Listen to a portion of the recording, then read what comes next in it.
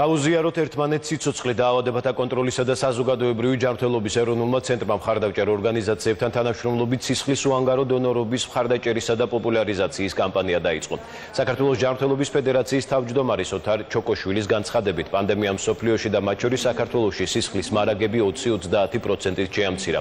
ერთკვირიანი კამპანიის ფარგლებში პაციენტთა დასახმარებლად სხვადასხვა სამედიცინო დაწესებულების პერსონალი სისხლს უანგაროდ გაიღებს. დაავადებათა კონტროლისა და საზოგადოებრივი ჯანდაცვის ეროვნული ცენტრი მოსახლეობას კიდევ ერთხელ მოუწოდებს აქტიურად ჩაერთონ დონაციის პროცესში და შეახსენებს, რომ ერთ უანგარო დონორს ერთჯერადი დონაციით 3 ადამიანის სიცოცხლის გადარჩენა შეუძლია.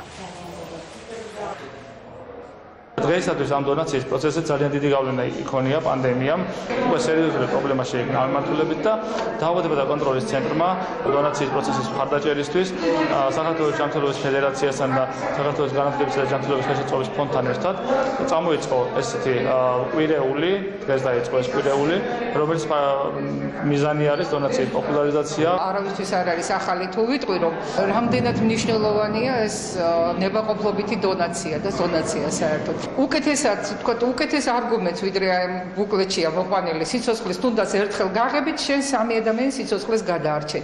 ამაზე უკეთესი არგუმენტი რა შეიძლება ხო ამისათვის მოვიყვანო.